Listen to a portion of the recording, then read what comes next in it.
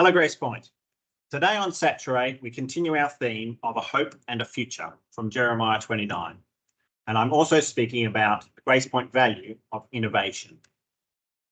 During times of change, I find it helpful to reaffirm the assurance that God gives us. When my story takes an unexpected turn, I like to remember that in Jesus, we have read the last chapter and that it all works out in the end. But acknowledging this can be very hard in the short term. In 29:11, Jeremiah proclaims over the people of Israel that they have hope and a future, but that this will not come in the time frame they are wanting or have just been told. From reading the message in full on the surrounding passages, say from chapter 27 onwards, there were false prophets who were saying that God would deliver them in 2 years. This came out of the people looking for false messages, out of their brokenness and rebellion against God, the rebellion that sent them into exile in the first place to the Babylonian Empire. For me, the 2 years also speaks of a time frame that people could put up with in their own strength, so they could ignore the correction of God and go on doing what they were doing. Basically, the false prophets were reading the room rather than listening to God. But whatever the motivation for this rebellion, God had something very different in mind. The Lord was planning a 70-year exile, which was basically a lifetime in effect. And yet he says, I give you a hope and a future. Often I find the Lord's timing is the hardest part of the Christian walk. Some of this, of course, is pride. God's purposes stretch beyond our lifespan. We can't build God's projects in our own strength, partly because those projects go way beyond as long as we can live.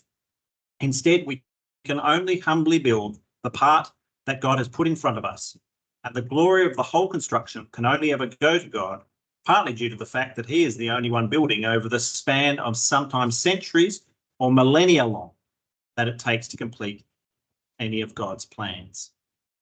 This assurance, though, does free us up actually to focus on the task at hand and grow in our faith now, knowing that the long-term plan has already been worked out and that God has already taken care of it. For me, looking at our time of transition now, this is the time when we are freer to be more innovative and explore new ideas and ways of doing our church community.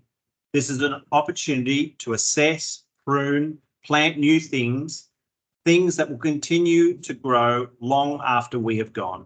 Similarly, honouring the things Rob and Marguerite have planted in us that will continue to grow, even though they have now stepped down as senior leaders. We can rest in the assurance that God is faithful, that we do have a hope in a future, and that he is building it. We don't have to strive to snatch back to things the way they used to be. Rather, we can rest, pray carefully, listen, and wait on the Lord and see where he is leading us and where he wants us to go. I think for me personally at this time, it will bring, for me, things that Jesus wants to heal so that I can better able to respond to with more of God's grace to the people around me. Innovation needn't be as dramatic as David turning away Saul's conventional armour and slaying Goliath with a rock and a shepherd's sling.